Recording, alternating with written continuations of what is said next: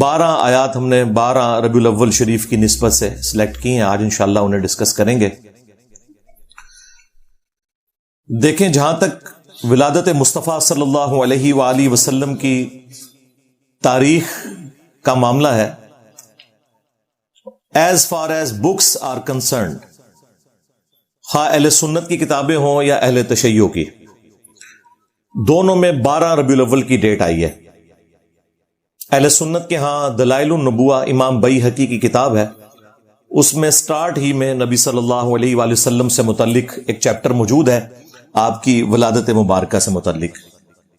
اس میں واضح لکھا ہے کہ نبی صلی اللہ علیہ وآلہ وسلم عام الفیل والے سال، یعنی جس سال ابراہ کے لشکر کو برباد کیا گیا تھا، اس سال کو اللہ نے یادگار بھی بنانا تھا.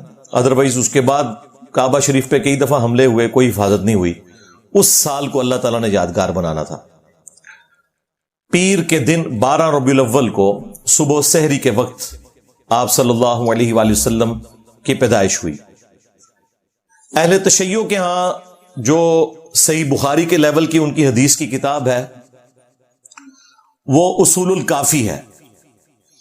اس میں بھی 110 نمبر جو چیپٹر ہے وہ ولادت مصطفیٰ صلی اللہ علیہ وآلہ وسلم سے متعلق ہے. اس میں بھی یہ لکھا ہے کہ نبی صلی اللہ علیہ وآلہ وسلم عام الفیل والے سال 12 ربیع الاول کو پیدا ہوئے، لیکن پریکٹیکلی شیعہ 17 ربیع الاول کو مناتے ہیں. امام خمینی نے اس جھگڑے کو ختم کرنے کے لیے وہ پورے کا پورا ویک ہی ایران میں ربیع الاول سے ریلیٹڈ ولادت مصطفیٰ صلی اللہ علیہ وآلہ وسلم کے کانٹیکسٹ میں ڈکلیئر کر دیا ہے تاکہ یہ 12 اور 17 کا جھگڑا نہ ہو. ادروائز کتابیں تو 12 ربیع الاول بتاتی ہیں. اہل حدیث نے، دیوبند نے اس ایشو کو ڈائلیوٹ کرنے کے لیے 9 ربیع الاول کی ایک پخ چھوڑ دی، حالانکہ انہیں بھی پتا تھا کہ کتاب میں کیا لکھا ہے. خود آمزہ بریلوی صاحب، جن کے اوپر پورا مکتب کھڑا ہے، انہوں نے فتاوی رضویہ میں 8 ربیع الاول لکھی ہے. تو یہ بریلویوں سے ذرا پوچھیں، یہ جو 12 ربیع الاول آپ منا رہے ہیں، آپ کے اعلیٰ حضرت تو اسے 8 ربیع الاول لکھ کے گئے ہیں، اور پھر انہوں نے لکھا چونکہ اب 12 چل پڑی ہے اس لیے میں اس میں کوئی اختلاف نہیں کرتا، چلنے دیں اس کو اس طرح. اچھا، اس سے بھی بڑھ کر ان کے اعلیٰ حضرت کے بھی جو اعلیٰ حضرت ہیں، جن کے اوپر پورے کا پورا تصوف کا سلسلہ قادریہ کھڑا ہے، شیخ عبد القادر جیلانی المتوفی 561 ہجری، انہوں نے غنیت الطالبین میں 10 محرم لکھ دی ہوئی ہے. اچھا، بڑا اچھا ہوا ہے یہ لکھ دیا انہوں نے. اب ان کو ہاتھ پاؤں پڑ گئے جب سے میں نے یہ ڈیٹ نکالی. وہ کہتے ہیں نہیں، انہوں نے تو صرف نقل کیا ہے علماء کا قول. بھائی، تمہارے بابے تو دین سکھانے آئے تھے، وہ اوٹ پٹانگ چیزیں نقل کر کے امت کو یہ کچھ بتا کے گئے. یعنی ہم قرآن و سنت کی روشنی میں جو کمزور چیزیں ہیں، جو صحیح چیزیں ہیں، ان کو ڈسٹنگوش کر کے پبلک کے سامنے رکھتے ہیں کہ بھائی یہ صحیح بات ہے. تو وہاں پہ ان کو پھر بتانا چاہیے تھا نا کہ 12 ربیع الاول بھی کوئی ڈیٹ ہے. انہوں نے 10 محرم الحرام کی ڈیٹ کو نقل کیا، ظاہر علماء سے نقل کیا، اسے انڈورس کیا، اس کی مخالفت کے لیے نقل نہیں کیا. ہمارا صرف معصومانہ سوال ہے، آپ کا تو بابوں کے بارے میں عقیدہ ہے کہ وہ دل کے حال جانتے ہیں، وہ فنا فی الرسول ہوتے ہیں، وہ فنا فی شیخ ہوتے ہیں، اور فنا فی اللہ ہوتے ہیں. پتہ نہیں کیا کیا ٹرمز انہوں نے ڈیوائز کیے تصوف میں. اور جو باباؤں کے بابا ہیں آپ کے شیخ عبد القادر جیلانی، جنہیں آپ اولیاء کا سردار کہتے ہیں، ان کو تو اپنے نبی کی تاریخ پیدائش ہی نہیں پتا، اگے کے کم ٹرنا ہے. جو کہ ہمارے ہر سٹوڈنٹ کو ہم نے دلائل النبوہ کا حوالہ بتا دیا ہے، امام بیہقی کی کتاب کا. اور یہ حدیث کی کتاب شیخ عبد القادر جیلانی رحمت اللہ علیہ کی پیدائش سے پہلے لکھی ہوئی تھی، لیکن وہ بیچارے اس تک نہیں پہنچ سکے. ان کو تو ضرورت بھی نہیں تھی، وہ تو علم غیب جانتے ہیں بقول ان کے، تو انہیں تو پتہ ہی نہیں چلا. انہوں نے تو مہینہ بھی غلط لکھ دیا، 10 محرم کا دن لکھ دیا. یہ چیزیں میں ساتھ ساتھ اس لیے بتاتا ہوں تاکہ آپ کا دماغ اس حوالے سے کھلے. باقی جو ربیع الاول شریف کے حوالے سے سیلیبریشنز ہیں آج کل جو پوری دنیا میں مروجہ ہیں، ان کا ثبوت پہلے 600-650 سال تک نہیں ملتا. یہ 7ویں صدی ہجری کے اندر ایک مملوک سلطنت جو ایوبی ڈائنسٹی میں سے تھی، جنہوں نے پہلی دفعہ منگولوں کو شکست دی تھی اور تاتاریوں کا فتنہ ختم ہونا شروع ہوا، انہی میں ایک شخصیت تھی ملک المظفر، 630 ہجری میں یہ فوت ہوئے بمطابق 1233 عیسوی، یعنی آپ سمجھ لیں آج سے آلموسٹ 800 سال پہلے، آج 1445 ہجری چل رہا ہے۔ انہوں نے علماء کو جمع کر کے 12 ربیع الاول کے موقع پر کوئی کھانا شانا کھلایا تو علماء تو پھر پکے ہو گئے، انہوں نے کہا سرکار پچھلے سال کھوایا سی، اس سال بھی کھواؤ، کرتے کرتے کرتے پھر اس ٹائم کتابیں لوگوں نے لکھنی شروع کر دی کہ جی میلاد منانا تو بڑے ثواب کا کام ہے، اور بلکہ یہ جو ہمارے بادشاہ نے شروع کیا ہے یہ تو ایک صدقہ جاریہ ہے ان کے لیے۔ ان کو یہ بھی خیال نہیں آیا کہ 800 سال تک جو ان سے بڑے عاشقان رسول تھے ان کے دماغ میں یہ بات کیوں نہیں آئی کہ آپ نے ربیع الاول کو اس طریقے سے سیلیبریٹ کرنا ہے۔ جہاں تک ربیع الاول کے مہینے میں نبی صلی اللہ علیہ وآلہ وسلم کی شخصیت کو ڈسکس کرنا ہے، اس کے اوپر تو اجماع امت ہے، اس سے کسی کو انکار نہیں ہے، لیکن یہ جھنڈیاں لگا کے، سبیلیں لگا کے اور اس کو ایک پراپر شکل دینا ایک ایونٹ کی، اس طرح تو کبھی نہیں ہوا۔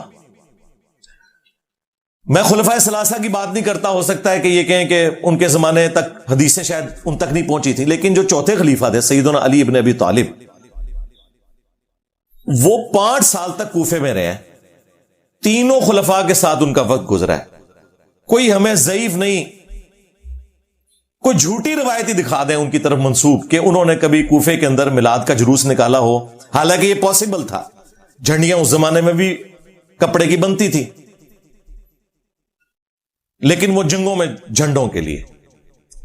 کوئی محفل نعت اس طرح کی منعقد کی ہو اور اس طرح کے معاملات لے کے چلے ہوں جس کو انہوں نے آج اس درجے تک پہنچا دیا ہے کہ یہ کہتے ہیں کہ سوائے ابلیس کے جہاں میں سبھی تو خوشیاں منا رہے ہیں، یعنی وہ یہ بتانا چاہتے ہیں کہ پہلے 800 سال کے مسلمان سارے ابلیس تھے اور ہم عاشقان رسول ہیں، اور انہیں یہ پتہ ہی نہیں کہ وہ انجانے میں صحابہ اکرام کو، خلفائے راشدین کو، اہل البیت کو علیہم السلام اجمعین ورضی اللہ عنہم اجمعین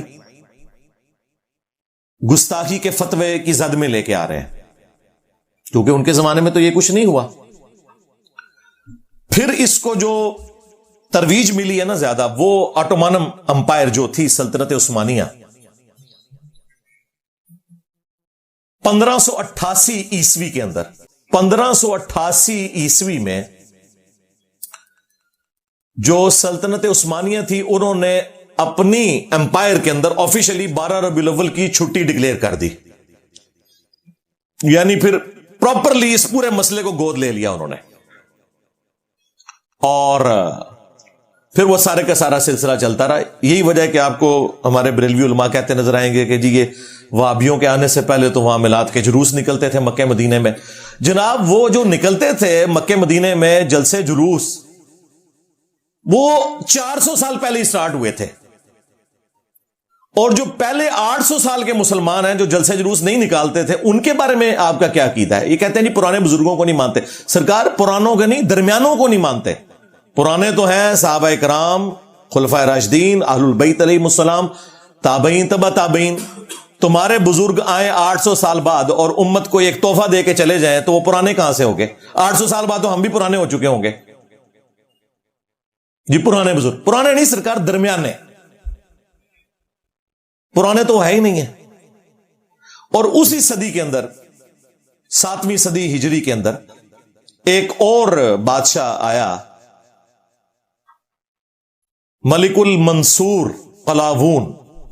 اس نے 678 ہجری کے اندر، آج سے 800 سال پہلے، کوئی منت مانی تھی، اس نے پکڑ کے گنبد خضرا رکھ دیا نبی صلی اللہ علیہ وآلہ وسلم کی قبر اطہر کے اوپر۔ اس ٹائم یہ گرین کلر کا نہیں تھا، وہ وائٹ کلر کا ہوتا تھا۔ اس کو گرین کلر ہوئے بمشکل 200 سال ہوئے ہیں۔ 1837 عیسوی میں، آج سے آلموسٹ 200 سال پہلے، سلطنت عثمانیہ کے لوگوں نے اس کا کلر گرین کیا۔ پہلے یہ وائٹ تھا، اور یہ گنبد بھی نبی علیہ السلام کی وفات کے 650 سال بعد رکھا گیا۔ یہ 7ویں صدی ہجری مسلمانوں کے لیے ایک سمجھ لیں 2 بڑی بدعتیں جو انہوں نے جاری کی امت کے اندر۔ اور بدعت میں اس لیے کہہ رہا ہوں کہ اس کی بنیاد کے اوپر انہوں نے باقیوں کو گستاخ کہا، اور یہ دونوں کام کیے سنیوں نے۔ میں نے اپنی کسی پرانی ویڈیو میں یہ بیان کیا تھا کہ یہ جو گنبد ہے یہ شیعہ حاکم نے رکھا تھا، تو اس پہ پھر میں نے اسی وقت رجوع ریکارڈ کروایا تھا کہ وہ شیعہ حاکم نہیں تھا، وہ بھی یہ ایوبی ڈائنسٹی کا ہی مملوک امپائر کا ایمپرر تھا، ملک المنصور۔ یہ دونوں کام سنیوں نے کیے۔ میں مروجہ میلاد کا سلسلہ شروع کرنا، اب شیعہ نے بھی ادھار لے لیا وہ سنیوں سے، وہ بھی کر رہے ہیں۔ اور دوسرا یہ گنبد خضرا رکھنا، حالانکہ نبی الاسلام کے زمانے سے پہلے، آپ کی پیدائش سے بھی 35 سال پہلے آیا صوفیہ کا گنبد بنا ہوا ہے۔ یہ جو استنبول کے اندر آیا صوفیہ جو اب اردوغان نے کھول دیا ہے اور وہاں پہ جمعے کی نماز بھی ہوتی ہے اور عام دنوں میں میوزیم، یہ نبی الاسلام کی پیدائش سے بھی 35 سال پہلے کا بنا ہوا ہے۔ کتنا بڑا گنبد ہے، یعنی ٹیکنالوجی موجود تھی۔ حضرت عمر کے دور میں آج کے اربوں ڈالرز جزیہ ملتا تھا رومن امپائر سے مسلمانوں کو، وہ تو سونے کا گنبد بنا کے قبر رسول پہ رکھ سکتے تھے۔ ان کو تو کسی کے دماغ میں یہ بات نہیں آئی ہے یہ کوئی نبی الاسلام کی عزت افزائی ہے کہ یہاں پہ گنبد رکھے۔ انہیں پتا تھا، صحیح مسلم میں حدیث ہے، میں تمہیں منع کرتا ہوں قبروں کو پکا کرنے سے، قبروں پر عمارت بنانے سے اور قبروں پر بیٹھنے سے۔ وہ اس کو نبی الاسلام کی گستاخی شمار کرتے تھے، اور سیم یہی گستاخی شمار کی گئی جب پہلی دفعہ گنبد رکھا گیا، اور جس بندے نے مشورہ دیا تھا وہ کچھ عرصے بعد معزول ہو گیا، تو لوگ یہ باتیں کرتے تھے کہ اس سے سزا ملی ہے جو اس نے الٹے کام کا مشورہ دیا تھا، اور آج اس کے اوپر بات کریں تو گستاخی رسول کہتے ہیں آپ کو۔ میرے سوا تو کسی کی جرت نہیں، وہ بھی کسی کی جرت نہیں کہ بات کر جائے، باقی تو شاہی کوئی نہیں۔ تو میں نے کہا خدا کے لیے دنیا میں جتنے مزارات نبی الاسلام کی مخالفت پہ بنائے گئے ہیں، اس کی بنیاد انہوں نے یہاں سے پکڑی ہے۔ یہ آپ کا کام تھا نا کہ جہاں آپ نے باقی مزارات جو ہیں وہ ختم کیے، اس گنبد خضرا کو بھی اتار لیتے۔ یہ توڑنے کی ضرورت ہی نہیں ہے، یہ اوپر رکھا ہوا ہے، یہ اتار لیں، نیچے حجرہ عائشہ موجود ہے، اس پہ میری تفصیلی ویڈیوز ریکارڈ ہیں، وہ پھر ٹاپک اور طرف چلا جائے گا۔ بہرحال 1926 کے اندر سعودی حکومت نے جو باقی مزارات تھے وہ سارے ختم کر دیے جو بقیہ غرقت میں تھے، اور سب سے بڑا کام جو انہوں نے کیا کہ 400 سال تک جو امت کی جمعیت کو آٹومانم امپائر نے توڑا، خانہ کعبہ میں 4 مسلح ڈالے ہوئے تھے انہوں نے۔ ویسے کہتے ہیں چاروں امام حق پہ ہیں، اگر چاروں حق پہ ہیں تو مسلح 4 کیوں ہیں؟ ساروں کے ایک کے پیچھے پڑھو، چلو 4 مسلح تھے، فجر کی نماز سارے حنفیوں کے پیچھے پڑھ لو، ظہر کی سارے شافیوں کے پیچھے، نہ پیرلل میں 4 جماعتیں کرواتے تھے 1517 سے لے کے 1917 تک۔ اگر یہ ورلڈ وار 1 نہ ہوتی اور سلطنت عثمانیہ نہ ٹوٹتی تو یہ بدعت آج بھی موجود ہوتی۔ اس ورلڈ وار کا ایک فائدہ امت کو ہو گیا کہ وہ بدعت اٹھ گئی، اور اب ایک مسلح وہاں پہ 400 سال تک انہوں نے 4 مسلح ڈالے۔ آپ اندازہ لگائیں کہ انہوں نے مسلمانوں کی جمعیت کو توڑا، اور کہتے ہیں یہ ہمارے بزرگوں کی خدمات ہیں۔ انجینئر صاحب بزرگوں پہ بولتے ہیں، بھائی وہ بزرگ جو ہیں وہ آپ کے بزرگ ہیں، ہمارے بزرگ وہ ہیں کہ جب وہ لوگ پیدا بھی نہیں ہوئے تھے نا، اس سے بھی 800 سال پہلے جو بزرگ تھے وہ ہمارے بزرگ ہیں۔ بدعتیں تم داخل کرو دین میں، جب ہم بولیں ایک غریب تو بدتمیز نہ سوئے تو میرے نبی سا ہے ہی کوئی نہیں، تیرے بابے تھے شاہ ہی کوئی نہیں، لے جو بابے تھوں دبو انہوں جا کے ہاں بالکل اب کوئی لحاظ نہیں۔ جس طرح سیدنا عمر نے کہا تھا نا، یہ نبی الاسلام نے اس وقت زمینیں تمہیں دی تھی جب اسلام کمزور تھا، اب اسلام مضبوط ہو گیا ہے، اب یہ زمینیں جو ہے بیت المال میں جمع کرواؤ، ادروائز ان کے اوپر کاشتکاری کرو اور اس میں سے حصہ جو ہے بیت المال کو دو۔ تو میں بھی انہوں نے سیدھا ہو گیا کہ بھائی اے ان پرانی گلاں، ہاں ہوں اللہ دے فضل نال یہ دعوت جس طریقے سے اللہ تعالیٰ نے مسلمانوں میں راسخ کی ہے، بالکل سٹریٹ فارورڈ آنکھوں میں آنکھیں ڈال کے بات کریں گے ہاں انشاءاللہ تعالی۔ لیکن علمی اختلاف، کوئی ایکسٹرا جوڈیشل ایکٹیویٹی پرفارم نہیں کرنی، وہ تو ہماری ڈاکٹرن کے خلاف ہے، خواہ کوئی ریاستی ادارہ کرے خواہ کوئی مذہبی جماعت کرے، ہم تو اسے بالکل اسلام کی روح سے سمجھتے ہی حرام ہے۔ علمی اختلاف، تو یہ کام ان کے بزرگ ڈال کے گئے ہیں۔ جب ہم وہ بتاتے ہیں کہ انہوں نے یہ کام ڈالا ہے، امت کی جمعیت کو توڑا ہے، تو کہتے ہیں یہ بزرگوں کی گستاخی کرتے ہیں۔ تو میلاد کا بھی سلسلہ 800 سال پہلے شروع کیا انہوں نے۔ بھئی اس سے پہلے لوگ میلاد کس طرح مناتے تھے؟ وہ صحیح مسلم میں حدیث ہے 2750 انٹرنیشنل نمبر کے مطابق، نبی صلی اللہ علیہ وآلہ وسلم پیر کا روزہ رکھا کرتے تھے۔ پوچھا کہ آپ کیوں رکھتے ہیں؟ تو فرمایا فیہ ولدت وفیہ انزل علیہ، اس دن میں پیدا ہوا اور اسی دن مجھ پر پہلی دفعہ وحی نازل ہوئی۔ تو نبی صلی اللہ علیہ وآلہ وسلم جشن قرآن اور جشن ولادت مصطفیٰ صلی اللہ علیہ وآلہ وسلم ہر سال نہیں، ہر مہینے نہیں، ہر ہفتے منایا کرتے تھے پیر کا روزہ رکھ کے. اور انہوں نے لنگر چک کے رکھا ہوتا ہے. نبی علیہ السلام روزہ رکھتے تھے، اے لنگر نو دب کے رکھتے رہے.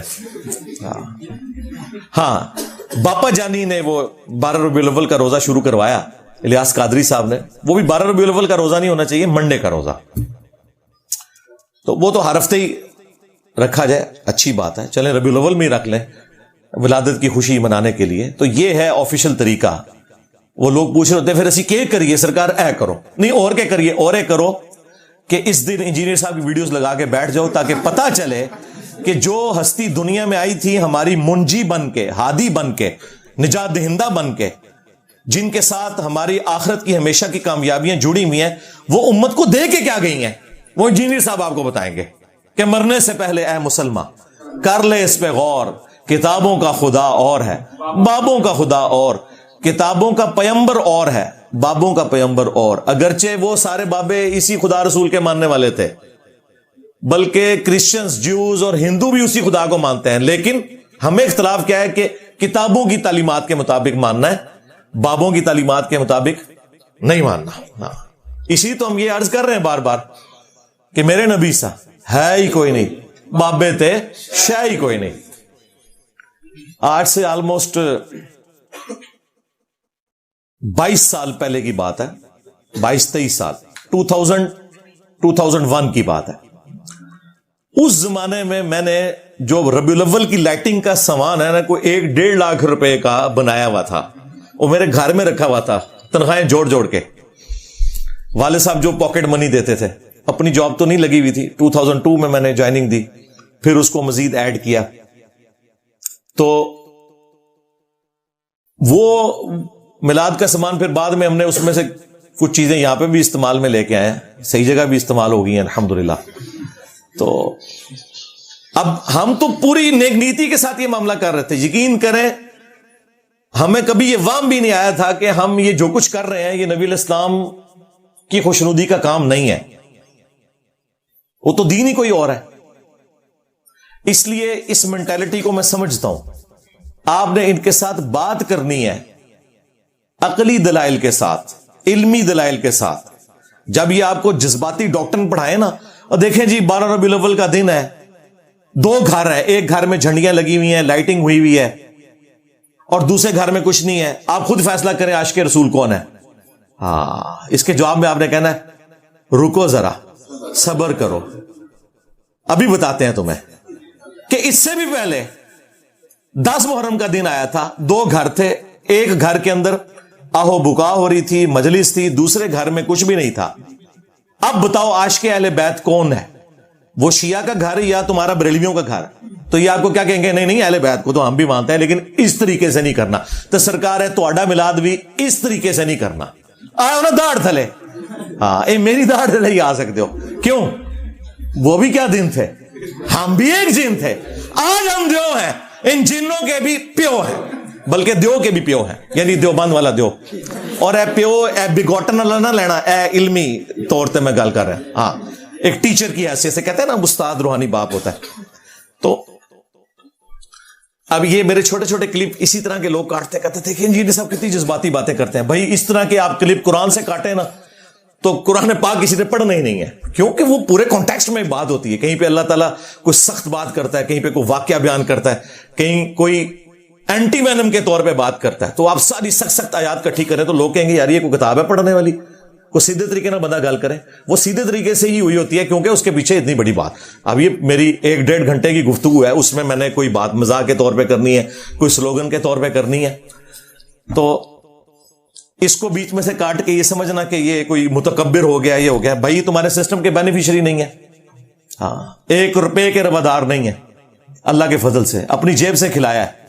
اور یہ اس لیے نہیں کہ وہ کسی سے کوئی احسان والا معاملہ کر رہے ہیں، بلکہ ہم اس سسٹم کو غلط سمجھتے ہیں جو چندوں کی بنیاد پہ چلا ہوا ہے. یہ آپ کو کبھی بھی حق بات نہیں بتائے گا. تو ہم نے سسٹم سے کچھ بھی حاصل نہیں کیا سوائے اپنی لائف کو ونریبل کیا، اپنی فیملی کی لائف کو، اپنے قریبی ٹیم ممبرز کی لائف کو ونریبل کیا. اس سسٹم سے حاصل تو کچھ نہیں کیا. سب سے بڑی کوئی چیز ہو سکتی تھی نا، وہ یہ تھی کہ میں اپنے یوٹیوب کے چینل کو ویڈیو ایڈز کے اوپر مونیٹائز کرتا اور 1 کروڑ روپیہ کم از کم مہینے کا میں کماتا. ہاں، ہر مہینے میں 100-150 مولوی خرید لینا. ہاں، آ کے میرے آکی وی لاگ بنا رہے ہوں. ہاں، یہ بھی نہیں کیتا یار، میں ان کڈیا کے دے چوں. یہی کچھ ہی کرنا ہوتا ہے نا. کسی نے کوئی دنیا میں کوئی چیز گین کرنی ہوتی ہے. کسی پبلک گیدرنگ میں نہیں جاتا، ٹھیک ہے، نہ مجھے کوئی شوق ہے کوئی پولیٹیکل جماعت جوائن کرنے کا. بس مسکینوں کی طرح، مولا علی کی طرح زندگی گزار رہے ہیں اللہ کے فضل سے، اپنے نبی کے مجاہد بن کے صلی اللہ علیہ وآلہ وسلم. صلو علی محمد وآل محمد، اللہم صلی علی محمد وعلی آل محمد واصحاب محمد وازواج محمد اجمعین الی یوم الدین. ہاں جی، اللہ کا نام لے کے اب وہ 12 آیات کور کرتے ہیں انشاءاللہ تعالی. ریفرنس نمبر 1 وہ ہے سورہ آل عمران سورت نمبر 3 کی آیت نمبر 164. اعوذ باللہ من الشیطان الرجیم، بسم اللہ الرحمن الرحیم. لقد من اللہ علی المؤمنین اذ بعث فیہم رسولا. بے شک یہ اللہ تعالی کا احسان ہے مومنین پر کہ اس نے ان میں رسول کو بھیجا، من انفسہم، جو ان کی اپنی جانوں میں سے، یعنی اسی قریش کے قبیلے میں سے ہیں، بنو ہاشم سے، اور اسی سپیشی سے ہیں. ظاہر ہے کہ جب انسان آباد ہیں تو انسانوں میں پیغمبر آئیں گے. سورہ بنی اسرائیل میں آیا کہ اگر زمین پر فرشتے آباد ہوتے تو ہم فرشتوں میں سے پیغمبر بناتے. اب چونکہ انسان ہے تو ظاہر ہے انسانوں میں سے پیغمبر ہے. یتلو علیہم آیاتہ، ان کا منصب یہ ہے کہ ان پر آیات تلاوت کرتے ہیں قرآن کی. ویزکیہم، اور انہیں پاک کرتے ہیں قرآن کی برکت سے. ان کے دل کے اندر جو قدورتیں ہیں، جو شرکیہ عقائد و نظریات ہیں، جو اخلاقی برائیاں ہیں، ان سے ان کا تزکیہ کرتے ہیں. وَيُعَلِّمُهُمُ الْكِتَابَ وَالْحِكْمَةَ، اور انہیں کتاب اور حکمت کی تعلیم دیتے ہیں.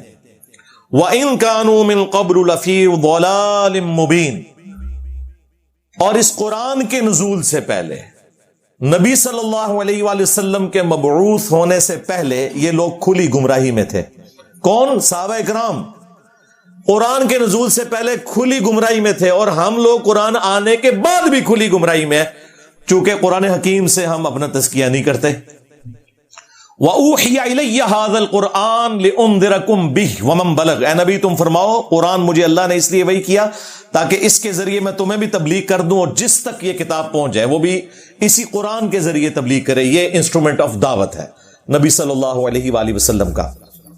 اب دیکھیں کتنی زبردست بات ہے. اللہ تعالیٰ نے اپنے محبوب صلی اللہ علیہ وآلہ وسلم کی دنیا میں تشریف آوری کو اپنی طرف منسوب کیا ہے کہ یہ میرا احسان ہے. یہاں آپ کو صوفیاء نے نا الٹ بات بتائی ہوئی ہے. وہ کہتے ہیں جی شیخ احمد سرندی کہتے تھے میں اللہ کو مانتا ہی اس لیے ہوں کہ وہ میرے نبی کا رب ہے، اور لوگ کہتے ہیں سبحان اللہ. یار اندازہ کرو یہ نظریات کیا قرآن و سنت میں فٹ ان بیٹھتے ہیں؟ قرآن تو کہہ رہا ہے لقد من اللہ علی المؤمنین اذ بعث فیہم رسولا. یہ اللہ کا احسان ہے کہ اس نے رسول کو بھیجا. یہ الٹ بات کرتے ہیں. جامعہ ترمذی میں حدیث ہے اللہ سے محبت کرو کہ اس نے تمہیں نعمتوں سے نوازا ہے، اور مجھ سے اس لیے محبت کرو کہ میں اللہ کا رسول ہوں، اور میرے اہل البیت سے اس لیے محبت کرو کہ ان کی نسبت میرے ساتھ ہے. نبی علیہ السلام نے تو ہمیں یہ چین سکھائی ہوئی ہے، اور یہ الٹ چلتے ہیں. یقیناً نبی علیہ السلام دنیا پہ اللہ تعالیٰ کا احسان ہے، اور قرآن میں اللہ تعالیٰ نے اسپیسیفکلی قرآن کے حوالے سے فرمایا، اور ظاہر ہے کہ اسے ایکسٹراپولیٹ آپ کر سکتے ہیں. قل بفضل اللہ وبرحمتہ فبذلک فلیفرحوا. اے نبی ان سے فرماؤ کہ اللہ تعالیٰ کے فضل اور رحمت کے ملنے کے اوپر خوب خوشیاں مناؤ. تو کہتے ہیں دیکھیں قرآن میں ہے نا خوشیاں مناؤ، تو ہم اس طرح جھنڈیاں لگاتے ہیں. تو ہم کہتے ہیں بھائی یہ طریقہ بھی نبی علیہ السلام خود بتا کے گئے ہیں. صحیح مسلم میں 2750 نمبر حدیث، آپ علیہ السلام پیر کا روزہ رکھتے تھے. پوچھا گیا کیوں رکھتے ہیں؟ فرمایا فیہ ولدت وفیہ انزل علیہ، اس دن میں پیدا ہوا اور اس دن مجھ پر پہلی دفعہ وحی نازل ہوئی. یعنی جشن قرآن اور جشن ولادت مصطفیٰ صلی اللہ علیہ وآلہ وسلم، اللہ کے محبوب صلی اللہ علیہ وآلہ وسلم نے ہر پیر کو منائی. سال کے بعد نہیں، مہینے کے بعد نہیں، ہر پیر کو روزہ رکھ کے. باقی میں اس کی چونکہ ہسٹری پہ پہلے ڈسکشن کر چکا ہوں، میں اس کی تفصیل میں نہیں جاتا.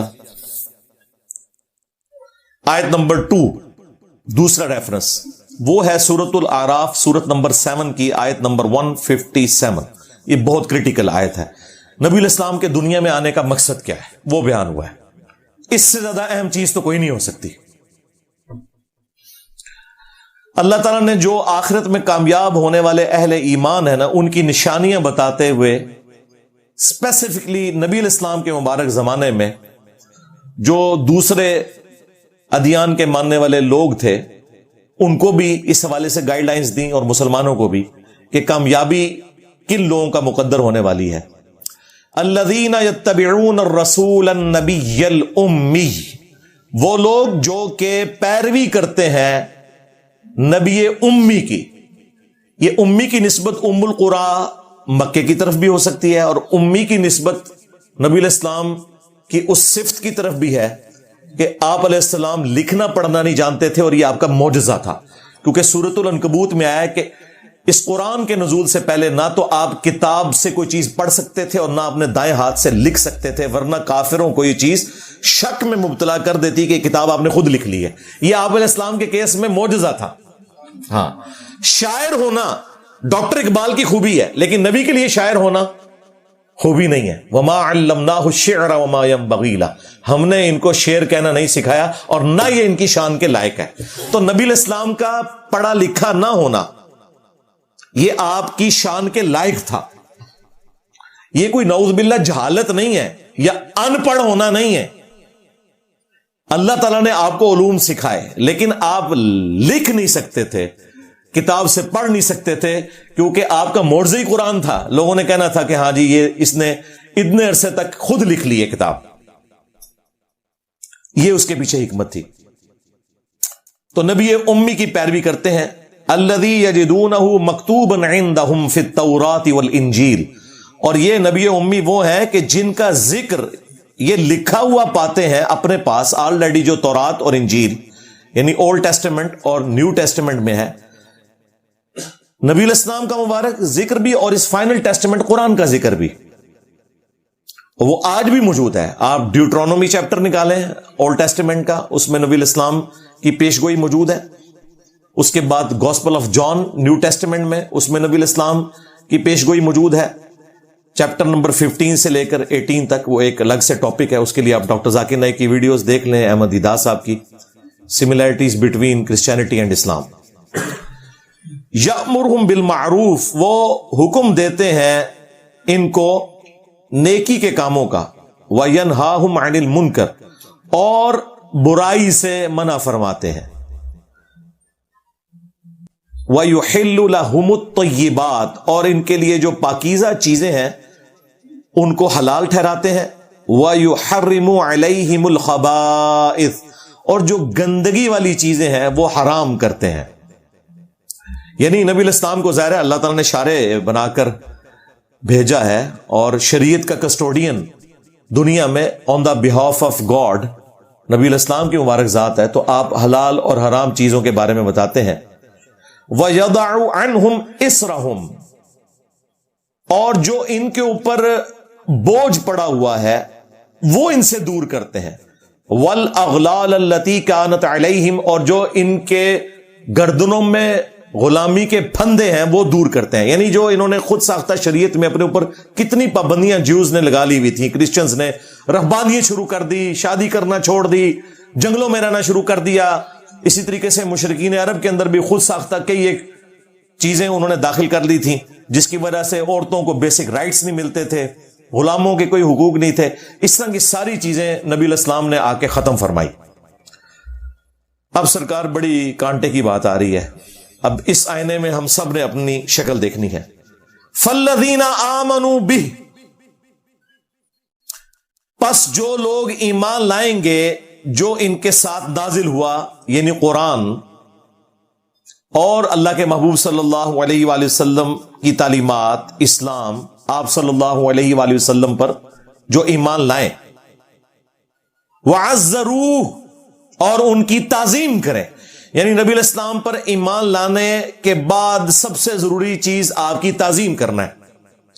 وَنَصَرُوهُ، اور جو لوگ ان کی مدد کریں. مدد کیا ہے؟ نبی الاسلام نے کوئی دنیاوی طور پہ تو کاروبار اسٹیبلش نہیں کیا. مدد یہ ہے کہ دین کے کام میں آپ نے ان کی مدد کرنی ہے. جو حضرت عیسیٰ ابن مریم نے بھی کہا تھا من انصاری اللہ، کون ہے جو اللہ کے لیے میری مدد کرے. اس سے لوگوں نے غیر اللہ کی مدد نکالی ہوئی ہے. دیکھو ان لوگوں کا انٹلیکچوئل لیول کیا ہے. وہ یہ تو نہیں کہ مرے ہوئے لوگوں کو حضرت عیسیٰ بلا کے کہتے تھے لکھ لو قبروں سے اور میری مدد کرو. قال الحواریون نحن انصار اللہ، جو ان کے ساتھی تھے انہوں نے کہا ہم اللہ کے مددگار ہیں، ان کے دین کے مددگار ہیں. تو نبی الاسلام کے بھی صحابہ اور اہل بیت آپ کے مددگار تھے. آج ہم بھی نبی الاسلام کے اس حوالے سے مددگار ہیں کہ آپ کے دین کے لیے ہم اپنا تن من دھن لگائیں، اور اس میں سب سے پہلے ہمیں اپنی آخرت کی فکر ہے اور ان کی مدد کریں. وَاتَّبَعُوا النُّورَ الَّذِي أُنزِلَ مَعَهُ، اور پیروی کریں اس نور کی جو ان کے ساتھ نازل ہوا، یعنی قرآن. اولئک هم المفلحون، ایسے ہی لوگ ہیں جو فلاح پائیں گے. یعنی فلاح پانے کے لیے نبی الاسلام پر ایمان لانا، ان کی تعظیم کرنا، دین کے معاملے میں ان کی مدد کرنا اور قرآن کی پیروی کرنا. یہ اب دیکھ لیں کتنے مسلمان ہیں جو یہ کام کر رہے ہیں. تو مسلمانوں کی اکثریت کے سر شرم سے جھک جائیں گے.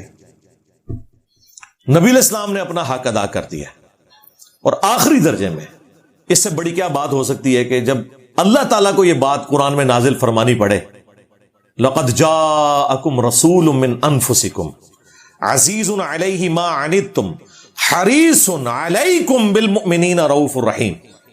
یعنی یہ وہ ہے جو تمہاری جانوں سے بڑھ کر تمہارے لیے حریص ہے کہ تمہارے لیے کوئی خیر خائی والا معاملہ ہو جائے، اور مومنین کے لیے رؤوف بھی ہے اور رحیم بھی ہے صلی اللہ علیہ وآلہ وسلم. اور پھر اللہ تعالیٰ نے فرمایا وَإِنَّكَ لَعَلَىٰ خُلُقٍ عَظِيمٍ، اخلاق کے بھی بلند ترین درجے کے اوپر فائز ہے. یعنی یہ سب کچھ سکھا کے بھی نبی الاسلام اس سسٹم کے بینیفیشری نہیں ہوئے، فاقوں میں زندگی گزری. تیسرا ریفرنس سورۃ النجم، سورت نمبر 53 کی ابتدائی آیات ہیں. وَالنَّجْمِ إِذَا هَوَىٰ، قسم ہے ستارے کی کہ جب وہ ڈوبتا ہے. ستارہ تو ڈوب سکتا ہے، اور ظاہر ہے اللہ تعالیٰ نے زوال رکھا ہے ہر چیز کو، لیکن ما ضل صاحبکم وما غوا، تمہارے نبی نہ کبھی بہکے ہیں اور نہ کبھی بے راہ چلے ہیں. ستارہ تو ڈوب سکتا ہے اور قسم ہے وہ ہماری قدرت کی نشانی ہے، لیکن یہ جو ہستی تمہارے پاس آئی ہے ما ضل صاحبکم وما غوا، نہ کبھی گمراہ ہوئے ہیں اور نہ کبھی بے راہ چلے ہیں. لہذا وہ جو آیت ہے نا وَوَجَدَكَ ضَالًّا فَهَدَىٰ، اے نبی ہم نے تمہیں اپنی محبت میں خود رفتہ پایا تو ہدایت کے اعلیٰ ترین درجے پر پہنچا دیا. یہ اعلیٰ حضرت کا ترجمہ بالکل ٹھیک ہے. یہ جو وہابیوں نے ترجمہ کیا دیوبند اور اہل حدیث نے، وہ بالکل گستاخانہ ترجمہ ہے. نبی کے کیس میں جب یہ لفظ آئے گا نا ضال، تو اس میں محبت میں خود رفتہ پانا. اب کوئی پوچھ سکتا ہے اس کا اسلوب کیا ہے؟ قرآن میں ہی موجود ہے. حضرت یوسف علیہ السلام کے بھائیوں نے، جو کہ صحابہ تھے اپنے والد کے یعقوب علیہ السلام کے، اپنے ابا جان کے بارے میں کہا ان ابانا لفی ضلال مبین، بے شک ہمارے ابا جان تو یوسف کی محبت میں ڈوب چکے ہیں. حالانکہ وہاں وہی لفظ ضلال آیا ہوا ہے، لیکن وہاں کیا وہ یہ تو نہیں کہہ رہے تھے ہمارے ابا جان گمراہ ہو چکے ہیں، نہیں، محبت میں ڈوب چکے ہیں. وَوَجَدَكَ ضَالًّا فَهَدَىٰ، اے نبی ہم نے آپ کو اپنی محبت میں خود رفتہ پایا تو آپ کو ہدایت کے بلند ترین مرتبے پر پہنچا دیا. ڈیٹم لیول کی ہدایت تو آپ کی پیدائش سے لے کر وفات تک ہے.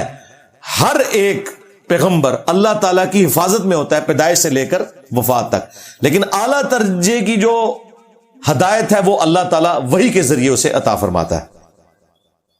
وَمَا يَنطِقُ عَنِ الْهَوَىٰ، اور یہ اپنی خواہش نفس سے کچھ نہیں کہتے. ان ہوا الا وحی یوحا، یہ وہ کہتے ہیں جو اللہ تعالیٰ انہیں وحی فرماتا ہے. یعنی نبی الاسلام کی شان ہے. اسی لیے تو ہم کہتے ہیں بھائی امام اس کو مانو جس کی قبر مدینے میں صلی اللہ علیہ وآلہ وسلم، کہ جو نہ کبھی گمراہ ہوئے نہ کبھی بے راہ چلے اور اپنی خواہش سے کچھ نہیں کہتے بلکہ اللہ کی وحی کی تائید کے ساتھ بولتے ہیں. اگر کہیں آپ نے کوئی ذاتی اجتہاد اپنا کیا بھی ہے تب بھی اللہ تعالیٰ نے وحی کے ذریعے اس کی ریمیڈی فرما دی. اگر وہ اللہ تعالیٰ کو پسند نہیں آیا، وہ گناہ کی کیٹیگری میں نہیں ہوتا، اسے لغزش کہا جاتا ہے. وہ ایک ٹاپک الگ سے ہے، اس پہ میری ویڈیو دیکھ لیں. انبیاء گناہ نہیں کرتے. بہرحال یہ نبی الاسلام کا پروٹوکول ہے. اور اسی پروٹوکول کی وجہ سے مسند احمد میں حدیث ہے کہ بلکہ یہ سنن ابی داؤد کے اندر بھی حدیث موجود ہے کہ ایک صحابی تھے عبداللہ بن عمر بن عاص رضی اللہ تعالیٰ عنہ. وہ کہتے ہیں کہ میں نبی علیہ السلام سے جو بھی بات سنتا تھا نا وہ لکھ لیا کرتا تھا. پھر مجھے کچھ لوگوں نے کہا کہ نبی علیہ السلام کبھی غصے کی حالت میں ہوتے ہیں, کبھی آپ غم کی حالت میں ہوتے ہیں, تو تم ہر بات نہ لکھا کرو. تو میں نے لکھنا چھوڑ دیا. نبی علیہ السلام نے کچھ دن کے بعد پوچھا کہ تم کیوں نہیں لکھ رہے؟ تو انہوں نے کہا یا رسول اللہ اس طرح مجھے لوگوں نے کہا تھا تو میں نے لکھنا چھوڑ دیا. تو آپ علیہ السلام نے فرمایا کہ اللہ کی قسم, اپنی مبارک زبان کو پکڑا, اللہ کی قسم اس زبان سے حق کے سوا کچھ نہیں نکلتا. یہ پروٹوکول صرف نبی علیہ السلام کا ہے, اور اللہ تعالیٰ نے اسی پروٹوکول کی وجہ سے نبی علیہ السلام کو اس پلانٹ ارتھ پہ اپنا خلیفہ بنایا. وما رمیت اذ رمیت ولکن اللہ رما. اے نبی, جب تم نے کنکریاں ماری تھیں کافروں کے لشکر کی طرف, وہ تم نے نہیں ماری تھی بلکہ وہ تو اللہ نے ماری تھی جب کہ تم نے ماری تھی. یعنی اللہ تعالیٰ نے اپنے پیغمبر کو, ان کے مبارک ہاتھ کو اپنی طرف منسوب کیا, کیونکہ دنیا پہ وہ اللہ کے ریپرزینٹیٹو ہیں. ید اللہ فوق ایدیہم. اصحاب شجرہ کے بارے میں آیا کہ جب یہ درخت کے نیچے آپ کی بیعت کر رہے تھے نا, آپ کے ہاتھ پہ اللہ کا ہاتھ تھا ان کے ہاتھ کے اوپر. یعنی یہ نہیں کہ نبی علیہ السلام کا ہاتھ جو ہے وہ اللہ کا ہاتھ فزیکلی, مراد یہ کہ وہ اللہ کے ریپرزینٹیٹو ہیں. ریفرنس نمبر 4, یہ سورۃ الحجرات سورت نمبر 49 کی ابتدائی آیات ہیں. یا ایھا الذین آمنوا, اے ایمان والو, لا تقدموا بین یدی اللہ ورسولہ, مت آگے بڑھو اللہ اور اس کے رسول سے. بس جتنا تعلیم کیا ہے نا اس میں خود صفرے لگا کے ایڈ نہ کرو. جو تعلیمات ہیں, جہاں پر فرمایا کہ یہاں پہ رک جاؤ وہاں پہ رک جانا ہے, جہاں پہ فرمایا کہ یہ حلال ہے اسی کو حلال سمجھنا ہے, جس کو حرام کیا اسی کو حرام سمجھنا ہے. خود سے دین میں کوئی بدعتیں داخل نہیں کرنی. واتقوا اللہ, اور اللہ کا تقوی اختیار کرو. ان اللہ سمیع علیم, بے شک اللہ تعالی سننے والا علم والا ہے. یا ایھا الذین آمنوا, اے ایمان والو, لا ترفعوا اصواتکم فوق صوت النبی, اپنی آواز کو بھی کبھی نبی صلی اللہ علیہ وآلہ وسلم کی آواز سے بلند نہ کرنا. ولا تجہروا لہ بالقول کجہر بعضکم لبعض, اور ان کے حضور اس طریقے سے بلند آواز میں گفتگو نہ کرنا جس طرح آپس میں ایک دوسرے کے ساتھ کرتے ہو. ان تحبط اعمالکم وانتم لا تشعرون, ایسا نہ ہو کہ تمہارے اعمال برباد کر دیے جائیں اور تمہیں شعور بھی نہ ہو, توبہ کی توفیق بھی نہ ملے. اور یہ حیران کن بات ہے کہ یہ آیت کسی عام انسان کے بارے میں نازل نہیں ہوئی, بلکہ صحیح بخاری کے اندر شان نزول موجود ہے. عبداللہ ابن ابی ملیکہ تابعی کہتے ہیں قریب ہے کہ اس مخلوق کے 2 بہترین لوگ یعنی ابو بکر اور عمر برباد ہو جاتے جب انہوں نے انجانے میں رسول اللہ کے حضور اپنی آوازوں کو بلند کر دیا. ایک قبیلہ آیا ہوا تھا, نبی علیہ السلام کی یہ مبارک عادت تھی کہ جب قبیلہ اسلام قبول کر کے واپس جاتا تھا تو ایک فوکل پرسن آپ مقرر کرتے تھے. حضرت ابو بکر نے مشورہ دیا کہ اس کو فوکل پرسن مقرر کرے. حضرت عمر نے کہا نہیں یا رسول اللہ اس کو کریں. اس میں وہ آپس میں ان کی تلخ کلامی ہوگی. نبی علیہ السلام سے کوئی بدتمیزی نہیں کی, آپس میں آوازیں بلند ہوئی تو یہ آیات نازل ہوئی کہ اگر تم نے بھی رسول اللہ کے حضور آپس میں بھی بات کرتے ہوئے آواز کو بلند کیا چھٹی ہو جائے گی. تو سرکار اگر یہ ابو بکر و عمر کا سٹیٹس ہے تو اڑے بابے شاہی کوئی نہیں. یعنی نبی علیہ السلام کی آواز سے آواز بلند کرنا اعمال کو برباد کرتا ہے. نبی کی حدیث سے کسی بابے کے قول کو بلند کرنا وہ تو تمہارا ایمان ہی برباد کر دے گا, کیونکہ میرے نبی سا ہے ہی کوئی نہیں, تیرے بابے تے شاہی کوئی نہیں, بلکہ بابے تے شاہی کوئی نہیں. یہ دیکھ لیں, یہ کتابوں کا خدا ہے. اب اسی بخاری کی حدیث میں آتا ہے کہ عبداللہ ابن زبیر کہتے ہیں کہ ان آیات کے نازل ہونے کے بعد حضرت عمر اتنی آہستہ آواز میں گفتگو کرتے تھے کہ حضور کو سنائی نہیں دیتی تھی, اور آپ کہتے تھے عمر اونچا بولو مجھے آواز ہی نہیں آ رہی, اتنے ڈر گئے. پھر اللہ تعالیٰ نے اسی کا انعام دیا, اگلی آیات نازل ہوئی. ان الذین یغضون اصواتهم عند رسول اللہ، بے شک وہ لوگ جو اپنی آوازوں کو پست رکھتے ہیں رسول اللہ کے حضور، اولئک الذین امتحن اللہ قلوبهم للتقوی، یہی وہ لوگ ہیں جن کے دلوں کو اللہ نے تقوی کے لیے چن لیا، یہ پرہیزگار لوگ ہیں، لہم مغفرۃ واجر عظیم، ان کے لیے مغفرت اور اجر عظیم ہے۔ اور مزے کی بات ہے ان آیات کو اللہ تعالیٰ نے وہ مقبولیت دی کہ روزہ شریف پہ کئی سو سال سے یہی آیات ہیں ایگزیکٹلی۔ روزہ شریف کی جو جالی ہے، جو سینٹرل جالی ہے، 3 پورشن میں بنی ہوئی ہے۔ سینٹرل جو جالی ہے جس میں وہ دائرے کے نشان، ایک بڑے دائرے کا نشان ہے، اس کے پیچھے نبی الاسلام کی قبر مبارک، آپ کا چہرہ مبارک ہے پیچھے کر کے، اس کے بعد سیدنا ابوبکر، سیدنا عمر، اس جالی کے اوپر یہی لکھا ہوا ہے یا ایھا الذین آمنوا لا ترفعوا اصواتکم فوق صوت النبی۔ اور جو اس طرف جالی ہے باب السلام کی طرف سے جب آپ انٹر ہوتے ہیں، وہ بھی گولڈن جالی ہیں، ان کے اوپر یہ آیت لکھی ہوئی ہے ان الذین یغضون اصواتهم عند رسول اللہ۔ اور جو باب جبریل کی طرف تیسری جالیاں آتی ہیں، جب آپ سلام عرض کر کے آگے چلتے ہیں تو ان کے اوپر پھر وہ آیت لکھی ہے ما کان محمد ابا احد من رجالکم ولکن رسول اللہ وخاتم النبیین۔ تو میرے بھائی یہ بڑا سینسٹیو ایشو ہے۔ یہاں تو لوگ کہتے ہیں جی خیر ہے حدیث، بلکہ وہ تو ایک مفتی کہتا ہے جی یہ ہمیں بار بار نہ بتایا کرو حدیث میں آیا ہے، حدیث میں آیا ہے، کہ دسیے تنوں فتاوی عالمگیری چ آیا ہے، قدوری شریف ہی آیا ہے کہ کتے نال منہ کالا کر لو تے کھوتے نال منہ کالا کر لو تے اے ہوندا ہے، اے دسیے تنوں، ہمیں نہ حدیثیں سنایا کرو۔ سورۃ النساء کی آیت نمبر 65 میں اللہ تعالیٰ نے فرمایا ہے کہ اے نبی تیرے رب ہونے کی قسم یہ مومن ہی نہیں ہو سکتے جب تک کہ ہر معاملے میں آپ کو اپنا حاکم نہ مان لیں، اور جب آپ فیصلہ کر دیں تو اپنے دل میں بھی اس کے بارے میں کوئی کجی محسوس نہ کرے، تب یہ مومن ہوں گے۔ اب ان کو نہیں ہضم ہوتا، یعنی نبی علیہ السلام کی ہم حدیث بتاتے ہیں، ان کو فوراً خیال آتا ہے کہ اچھا یہ اگر حدیث میں لکھا ہوا ہے تو بابا جی انہوں نے سی پتا، وہ پھر ہے کیوں کر کے گئے، وہ تو بابے تھے کلمے پڑھا کے گئے جی اپنے نامہ دے، چشتی رسول اللہ پارٹی، اشرف تھانوی رسول اللہ پارٹی، جن کو کلمے سمجھ نہیں آئے ہیں ان کو اگر قرآن و حدیث سمجھ نہیں آیا تو وہ چھوٹی بات ہے، اتنی کافی ہے۔ ریفرنس نمبر 5 سورہ ال عمران سورت نمبر 3 کی مشہور آیت، یہ میلاد کے جلسوں میں آپ کو اکثر سننے کو ملتی ہے، لیکن کلاس کی آیت ہے، کمال آیت ہے۔ قل ان کنتم تحبون اللہ فاتبعونی یحببکم اللہ، اے نبی ان سے فرما دو کہ اگر تم اللہ سے محبت کا دعویٰ رکھتے ہو پھر میری یعنی نبی کی اتباع کرنی ہوگی۔ اطاعت نہیں، صرف اتباع۔ اتباع کہتے ہیں دل کے ساتھ کسی کی بات کو ماننا، ایک تو ہے نا کہ مان لینا حکم ہے، مجبوری ہے، اندر سے ماننا محبت رکھتے ہوئے اس شخصیت کے ساتھ، اسے کہتے ہیں اتباع۔ یحببکم اللہ، اور اگر ایسا کرو گے پھر اللہ تم سے محبت کرے گا۔ اصل چیز تو یہ ہے، تم تو ویسے ہی دعویٰ کرتے رہو، ون وے ٹریفک چڑھاتے رہو اپنے عشق و محبت کی، اگر اللہ کی محبت تمہیں چاہیے نا پھر نبی کی اتباع کرنی ہوگی۔ وَيَغْفِرْ لَكُمْ ذُنُوبَكُمْ، پھر وہ تمہیں معاف بھی کر دے گا، تمہارے گناہوں کو بخش بھی دے گا۔ وَاللَّهُ غَفُورٌ رَحِيمٌ، اور اللہ تعالیٰ بخشنے والا رحم فرمانے والا ہے۔ قُلْ أَطِيعُوا اللَّهَ وَالرَّسُولَ، اے نبی ان سے فرماؤ اطاعت کرو، حکم مانو اللہ کا اور اس کے رسول کا۔ فَإِن تَوَلَّوْا، اور اگر یہ روگردانی کریں، فَإِنَّ اللَّهَ لَا يُحِبُّ الْكَافِرِينَ، تو اللہ تعالیٰ کو کافروں سے کوئی محبت نہیں، سیدھا کافر۔ لیکن پاکستان کے شناختی کارڈ میں مسلمان ہی، بے فکر ہو، کوئی مسئلہ نہیں، ہاں اللہ کے نزدیک کافر نا، ایتھے مسلمان ہو، جنازہ بھی پڑھاں گے، ہاں انشاءاللہ تعالی قبر بھی بناواں گے، سب کچھ کریں گے، ہاں اللہ کے حضور اگر نافرمانی کے ساتھ موت آئی ہے تو اللہ کے حضور تو پھر یہی ہے۔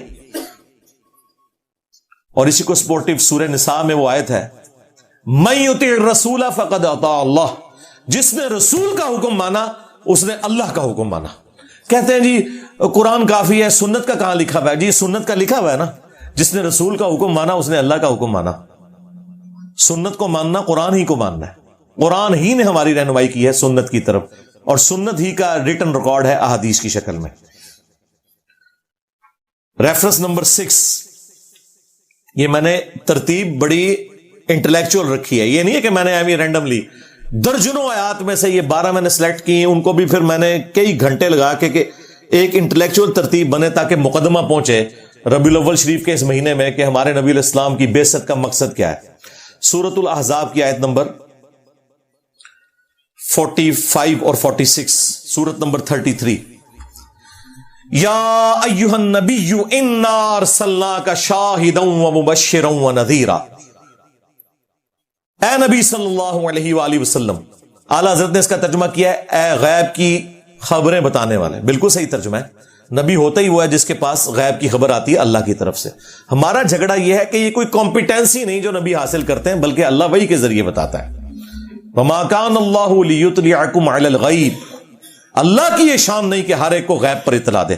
ولکن اللہ یجتبی من رسلہ من یشاء.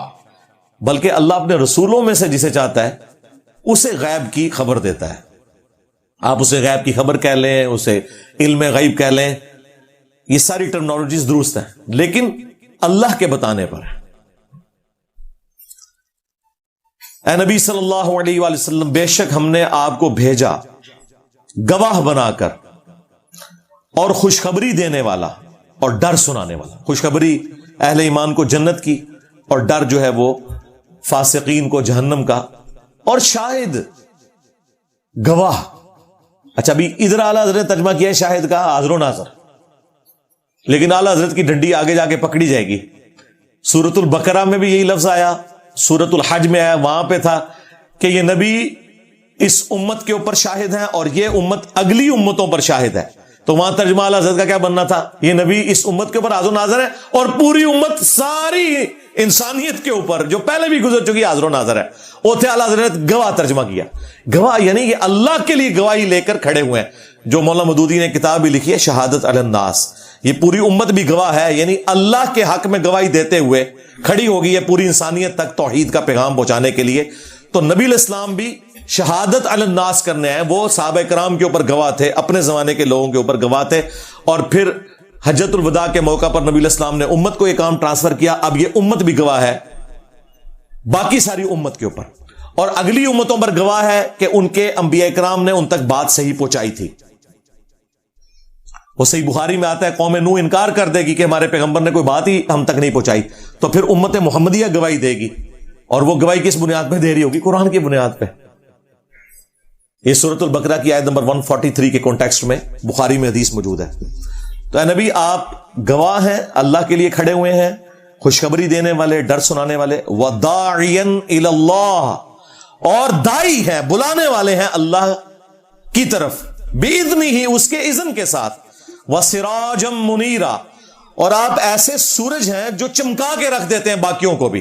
یعنی جو بھی رسول اللہ کے ساتھ اٹیچ ہو جائے گا دنیا اور آخرت میں کامیابی اس کا مقدر ہوگی. تو نبی علیہ السلام نور ہدایت ہیں. اس آیت کے تحت ہمیں یہ بات پتہ چلی کہ نبی علیہ السلام سراجم منیرہ ہیں، ایسے نور ہیں جو باقیوں کو بھی نور بنا دیتا ہے. یہ ہدایت کے نور کی بات ہو رہی ہے. سورۃ المائدہ میں بھی ہے نا، قد جاءکم من اللہ نور و کتاب مبین، بے شک تمہارے پاس اللہ کی طرف سے ایک نور آیا اور ایک کتاب. وہاں نور سے مراد اہل سنت کے جو سب سے پہلے مفسر ہیں جنہوں نے تفسیر لکھی، تفسیر طبری ابن جریر طبری کی، اسی سے حافظ ابن کثیر نے سارا چھاپا انہی سے مارا ہوا ہے. اصل میں تفسیر پہلی وہ لکھی گئی تھی. انہوں نے اس آیت کے کانٹیکسٹ میں لکھا یہاں نور سے مراد نبی صلی اللہ علیہ وآلہ وسلم کی ذات ہے. لیکن یہ نور ہدایت جو مسند احمد میں حدیث ہے، میں اللہ کے ہاں اس وقت بھی خاتم النبیین لکھا ہوا تھا جب آدم علیہ السلام ابھی مٹی اور پانی کے درمیان تھے. اس وقت بھی میں دعائے ابراہیم ہوں، میں عیسیٰ کی بشارت ہوں، میں اپنی ماں کا وہ خواب ہوں جو انہوں نے پیدائش کے وقت دیکھا کہ ان کے لیے ایک نور ظاہر ہوا جس سے شام کے محلات بھی روشن ہو گئے. یعنی نبی علیہ السلام کی والدہ سیدہ آمنہ سلام اللہ علیہا کو یہ خواب دکھایا گیا تھا کہ آپ سے جو بچہ پیدا ہوگا بالآخر اس کی حکومت رومن امپائر کو بھی سپر سیڈ کر جائے گی. تو نبی علیہ السلام نور ہدایت ہے. نبی علیہ السلام تو بہت بڑی ہستی، خلفائے راشدین، اہل البیت، صحیح بخاری، صحیح مسلم، یہ سب کے سب نور ہدایت ہیں الحمدللہ. تو یہ ثبوت ہے اس بات کا کہ نبی صلی اللہ علیہ وآلہ وسلم کو ہم نور کہتے ہیں ہدایت کے طور پر، یہ آپ کی کوالٹی کے طور پر. ریفرنس نمبر 7 سورہ سبا سورت نمبر 34 کی آیت نمبر 28. وما ارسلناک الا کافۃ للناس بشیرا ونذیرا. اے نبی ہم نے آپ کو پوری انسانیت کے لیے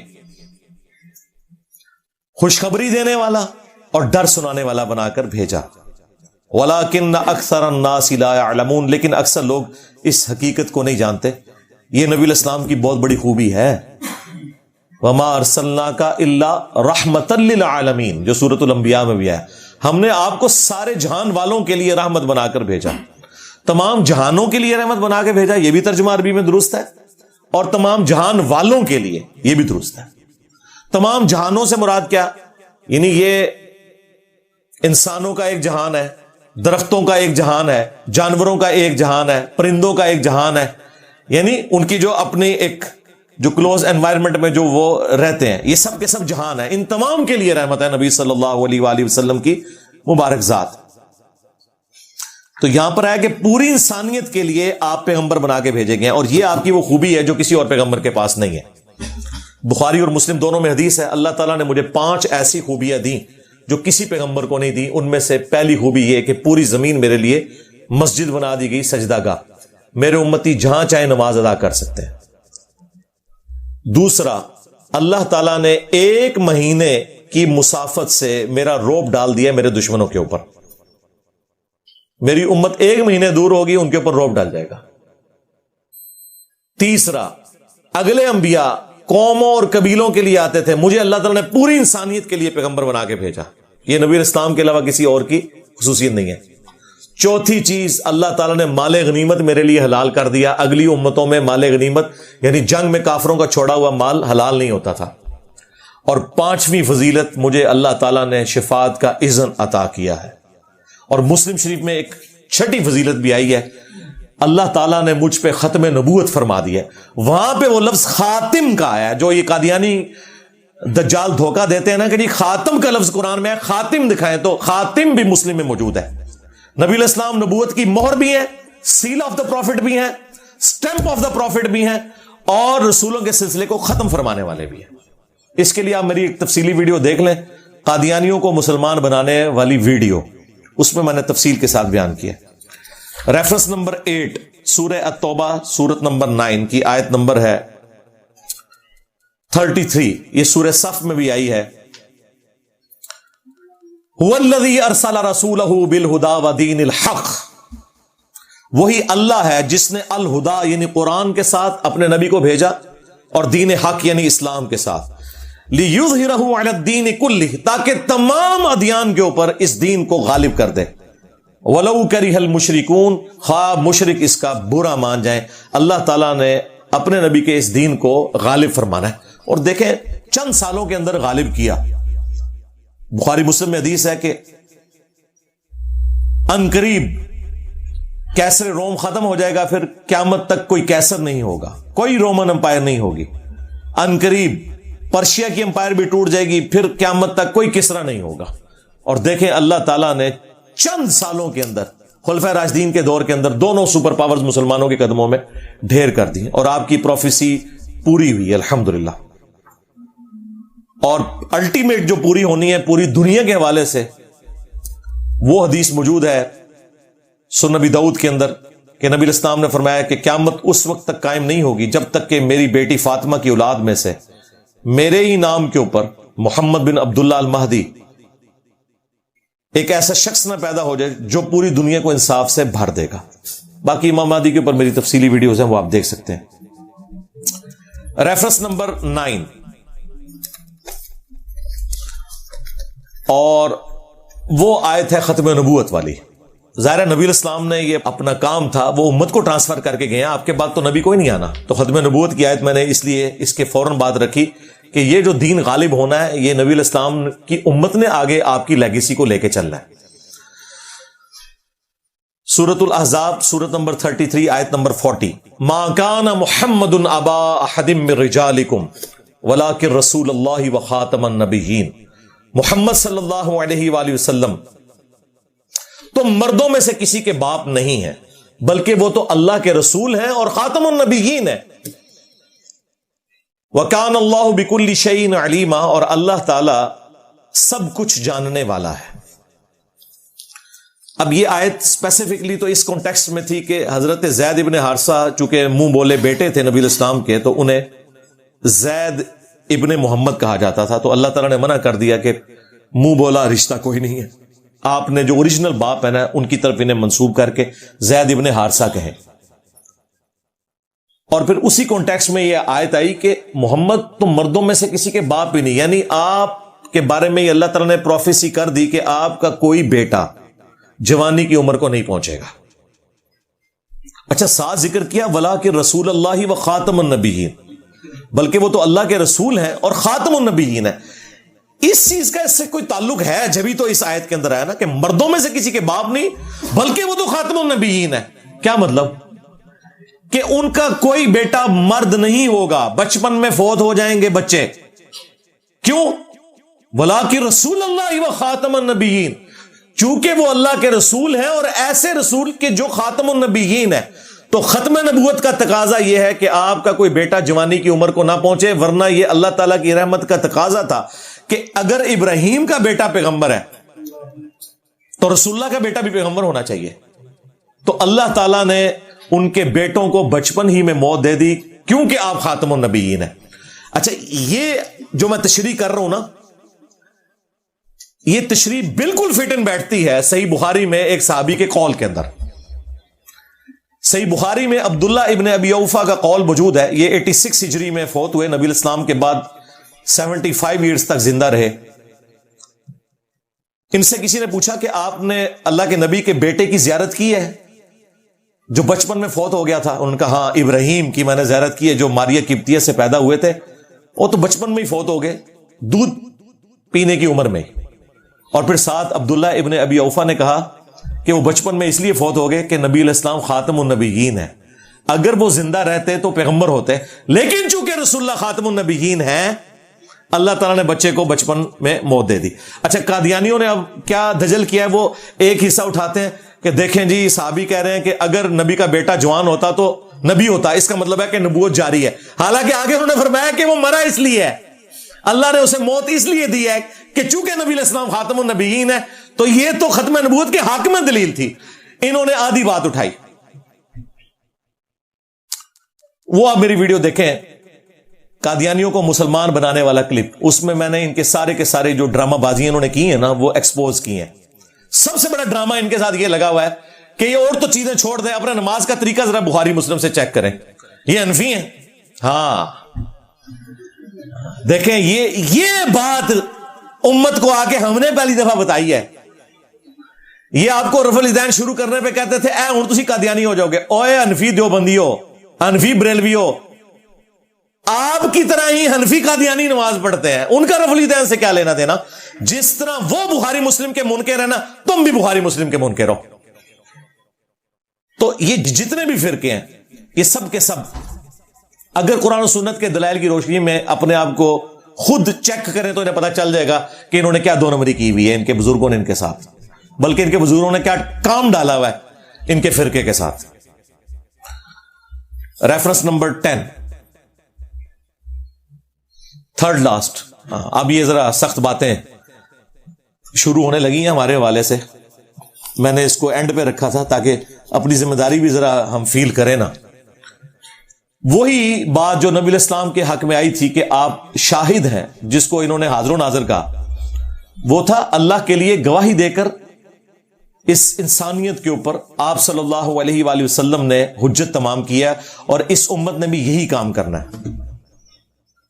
آخری آیت ہے سورۃ الحج، سورۃ نمبر 22 آیت نمبر 78، وَجَاهِدُوا فِي اللَّهِ حَقَّ جِهَادِهِ، اور دیکھو اللہ کی راہ میں جہاد کرو جیسا کہ حق ہے. جہاد کوشش، وہ کوشش قتال بھی ہو سکتی ہے میدان جنگ میں، وہ کوشش تزکیہ نفس بھی، بلکہ مسلمان نے تو ہر وقت ہی جہاد کرنا ہوتا ہے، شیطان کے خلاف، اپنے نفس کے خلاف، اللہ کی فیور میں. وَاجْتَبَاكُمْ، اس نے تمہیں چن لیا ہے اے امت محمدیہ صلی اللہ علیہ وآلہ وسلم. وَمَا جَعَلَ عَلَيْكُمْ فِي الدِّينِ مِنْ حَرَج، اور تمہارے دین میں کوئی تنگی نہیں رکھی کسی بھی حوالے سے، یہ بالکل نیچر کے اوپر دین ہے. ملت ابیکم ابراہیم، پیروی کرو اس دین کی جو تمہارے باپ ابراہیم کی ملت ہے. ہوا سماکم المسلمین، جنہوں نے تمہارا نام مسلم رکھا تھا، من قبل وفی ھذا، اس قرآن کے نزول سے پہلے اور اس کتاب میں اللہ نے بھی تمہارا نام مسلم رکھ دیا. کس لیے؟ لیکون الرسول شہیدن علیکم، تاکہ یہ رسول تم پر گواہ ہو. یہاں پہ اعلیٰ حضرت نے ترجمہ حاضر و ناظر نہیں کیا، گواہ کر دیا، کیونکہ آگے امت کو بھی حاضر و ناظر ماننا پڑنا تھا. وَتَكُونُوا شُهَدَاءَ عَلَى النَّاسِ، اور تم لوگوں پر اللہ کے لیے گواہی دیتے ہوئے کھڑے ہو جاؤ، اور تم لوگوں پر حاضر و ناظر. ہاں، اسی میں کہتا ہوں ترجمہ آپ کسی کا بھی پڑھ لیں، ڈنڈی جہاں اس نے ماری ہے وہ پکڑی جائے گی، خود اپنے ترجمے میں اس کی ڈنڈی پکڑی جائے گی. فَأَقِيمُوا الصَّلَاةَ، پس نماز کو قائم رکھو، وَآتُوا الزَّكَاةَ، اور زکات دو، وَاعْتَصِمُوا بِاللَّهِ، اور اللہ کے ساتھ چمٹ جاؤ. اللہ کے ساتھ چمٹنا کیا ہے؟ قرآن کے ساتھ، نبی الاسلام کے ساتھ چمٹنا، اللہ کی رسی. وَاعْتَصِمُوا بِحَبْلِ اللَّهِ جَمِيعًا وَلَا تَفَرَّقُوا، سب کے سب مل کر اللہ کی رسی کو مضبوطی سے پکڑ لو اور فرقوں میں مت بٹو. نبی الاسلام نے قرآن کو اللہ کی رسی کہا ہے. غدیر خم کی حدیث، قرآن اور اہل بیت والی، مسلم شریف میں جو اوپر تلے 4 حدیث ہیں، اس میں قرآن کو اللہ کی رسی کہا گیا. اس میں ہدایت ہے، اس میں نور ہے، تم اللہ کی کتاب کو پکڑو، اس سے تعلق اپنا مضبوط کرو. اللہ کی کتاب اللہ کی رسی ہے، جو اسے پکڑے گا ہدایت پر ہوگا، جو چھوڑ دے گا گمراہ ہو جائے گا. اور پھر نبی الاسلام نے فرمایا دوسری بھاری چیز میرے اہل البیت ہے، میں ان کے معاملے میں تمہیں اللہ کا خوف دلاتا ہوں. تو یہاں پر اللہ تعالیٰ نے کہا کہ اپنا تعلق اپنے رب کے ساتھ، قرآن و سنت کے ساتھ مضبوط کرو. ہوا مولاکم، وہی تمہارا پشت پناہ ہے، تمہارا مولا ہے. فنعم المولا ونعم النصیر، تو کیا ہی اچھا مولا ہے اور کیا ہی اچھا وہ مددگار ہے. اللہ سے بڑھ کے کون ہو سکتا ہے؟ تو یہاں پہ آپ کا نام مسلم بتایا گیا ہے، بریلوی دیوبندی اہل حدیث شیعہ نہیں بتایا گیا، حنفی شافعی مالکی نہیں. وہ کہتا ہے نہیں جی مسلمان ہی ہے نا. سرکار آپ کسی بھی بریلوی دیوبندی اہل حدیث شیعہ کی مسجد میں جائیں اور وہ آپ سے پوچھے کہ آپ کون ہیں اور آپ جواب میں کہیں کہ میں مسلم ہوں، تو وہ آگے سے آپ کو لازماً کہے گا میں کافر ہوں. یہ وہ جو چڑ جاتا ہے، یہی اشارہ ہے کہ یہ مسلم نام سے چڑھتے ہیں. اچھا اگر کافر نہیں ہو تو کسی مسجد میں مسلم کیوں نہیں لکھتے ہو؟ اپنے تو سارے بابے سال لگائے ہوئے ہیں، حنفی، دیوبندی، ہاں اہل سنت والجماعت حنفی دیوبندی، اہل سنت والجماعت حنفی بریلوی، بلکہ وہ ول وہ لکھتے ہیں اور یہ واؤ کے ساتھ لکھتے ہیں. وہ کہتے ہیں انہوں نے ول پہ ہے، جو بندیاں نو ول پہ آ جائے تو بغیر ول والا جڑا جی نا وہ بریلوی لکھتے جے. مسلم کیوں نہیں لکھتے؟ بخاری مسلم میں حدیث ہے کہ قرب قیامت میں جب دجال نکلے گا اور عیسیٰ ابن مریم کے ساتھ مل کر مسلمان قتال کریں گے اس کے خلاف، تو اگر کوئی یہودی میدان جنگ میں کسی درخت یا پتھر کے پیچھے بھی چھپا ہوگا نا، تو درخت اور پتھر بھی بول اٹھے گا اور کہے گا اے مسلم، میرے پیچھے یہودی ہے، اسے قتل کرتے. یعنی عام حالت میں نہیں قتل کرنا، یعنی میدان جنگ کی بات ہو رہی ہے. وہاں پہ الفاظ ہیں یا مسلم، ایھا المسلم، یا بریلوی، یا دیوبندی، یا اہل حدیث، یا شیعہ نہیں ہے.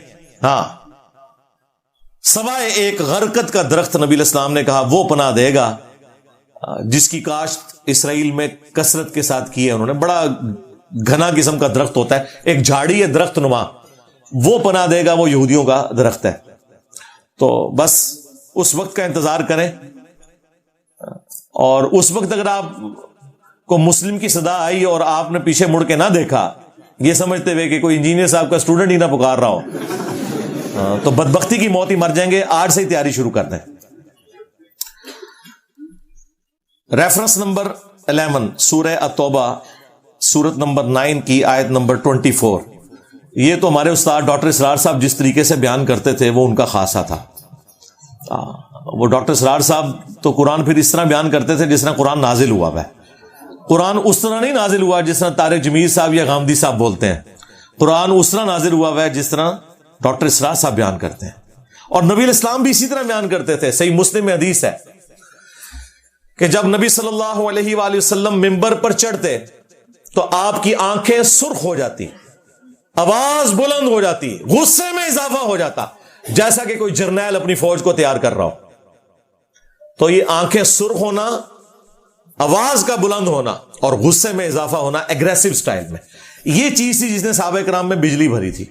اور یہ آیت تو پھر وہ ڈاکٹر سعد صاحب جس طریقے سے بیان کرتے تھے، آیت نمبر 12 24 نمبر سورہ التوبہ آیت نمبر 24، قل ان کان آباؤکم، اے نبی ان سے کھول کر یہ بات ارشاد فرما دو کہ اگر تمہارے باپ و ابناؤکم، اور تمہارے بیٹے یعنی تمہاری اولاد، و اخوانکم، اور تمہارے بھائی، و ازواجکم، اور تمہاری عورتیں، و عشیرتکم، اور تمہارا سارے کا سارا کنبہ، و اموال اقترفتموہا، اور تمہارے کمائی کے مال، و تجارت تخشون کسادہا، اور وہ تجارت جس کے ماند پڑ جانے کا ہر وقت تمہیں خدشہ لگا رہتا ہے، وَمَسَاكِنُ تَرْضَوْنَهَا، اور وہ گھر جو تمہارے پسندیدہ ہیں۔ یہ 8 چیزیں گنوائی ہیں دنیا کی۔ اگر ان 8 چیزوں کی محبت، احب الیکم، اگر یہ چیزیں تمہیں زیادہ محبوب ہو جائیں، من اللہ ورسولہ وجہاد فی سبیلہ، اللہ سے اور اس کے رسول سے اور اللہ کی راہ میں جہاد کرنے سے، فتربصوا، تو پھر انتظار کرنا، حتی یأتی اللہ بامرہ، یہاں تک کہ اللہ تعالیٰ کا حکم عذاب تم پر آ پہنچے۔ واللہ لا یہدی القوم الفاسقین، اور اللہ تعالیٰ فاسق لوگوں کو ہدایت نہیں دیتا۔ بلکہ ڈاکٹر سرار صاحب جب بولتے تھے نا تو ساتھ کہتے تھے فتربصوا، تو تنا ہو جاؤ، حتی یأتی اللہ بامرہ، یہاں تک کہ اللہ تعالیٰ کا حکم عذاب آ پہنچے، انتظار کرو۔ اللہ اکبر۔ یہ آیت ہے جی جس میں اللہ تعالیٰ نے دنیا کی 8 چیزیں گنوائی ہیں اور کہا ہے کہ یہ ظاہر ایک سمبل کے طور پر ہے، اس ساری چیزیں اسی کیٹیگری میں فال کرتی ہیں۔ اگر ان کی محبت اللہ رسول سے بڑھ جائے، اللہ کی راہ میں جہاد سے بڑھ جائے، تو پھر فارغ ہو۔ سورہ الاحزاب کے سٹارٹ میں اللہ تعالیٰ نے فرمایا النبی اولا بالمؤمنین من انفسہم وازواجہ امہاتہم، نبی مومنین کی جانوں سے بڑھ کر ان پر حق رکھتے ہیں، اور نبی کی بیویاں امت کی مائیں، یعنی ہماری جان سے بھی بڑھ کر ہم پر جس کا حق ہے نا، وہ شخصیت ہے جس کی قبر مدینے میں ہے، جو ہمارے روحانی باپ ہیں، کیونکہ ان کی بیویاں امت کی مائیں ہیں۔ بخاری اور مسلم دونوں میں حدیث ہے، اس شخص نے ایمان کی حلاوت چکھ لی جس میں 3 نشانیاں ہیں۔ نمبر 1، اللہ اور اس کا رسول اسے پوری دنیا میں ہر چیز سے بڑھ کر محبوب ہو جائیں۔ نمبر 2، دوستی اور دشمنی کا معیار اللہ کی ذات۔ اور نمبر 3، کفر کی طرف لوٹایا جانا اس کے لیے اتنا ہی مشکل ہو جائے جتنا زندہ آگ میں جلنا، یعنی وہ زندہ آگ میں جلنے کے لیے تیار ہو جائے لیکن اپنا دین نہ چھوڑے، تو پھر اسے ایمان کی مٹھاس مل جائے گی۔ پھر بخاری اور مسلم دونوں میں حدیث ہے، تم میں سے کوئی شخص اس وقت تک مومن ہی نہیں ہو سکتا جب تک کہ میں اسے اس کے ماں باپ، اولاد، سب لوگوں سے بڑھ کر عزیز نہ ہو جاؤں۔ تو یہ نبی علیہ السلام کیا بتا رہے تھے؟ نبی علیہ السلام یہ بتا رہے تھے کہ ماں باپ تشائی کوئی نہیں، بابے تشائی کوئی نہیں، جہاں میری بات آ جائے۔ یہی بات ہے نا، یہاں جناب مائیں کہتی ہیں میں دودھ نہیں بخشاں گی جے تو داڑھی رکھ لیتے، تو ایسے ماں باپ کو پھر یہی بتانا چاہیے نا کہ میرے نبی صاحب ہے ہی کوئی نہیں، اما ابا جی تسی تے شاہی کوئی نہیں، کیونکہ میرے نبی کے مقابلے پہ کھڑے ہو گئے۔ اور یہ سب سے ہلکا جملہ ہے جو ہم بول سکتے ہیں، ادروائز تو ان کو کہنا چاہیے کہ اپنے ایمان کی فکر کرو، تم خود بھی مسلمان رہے ہو کہ نہیں، بغاوت پہ اتر کے۔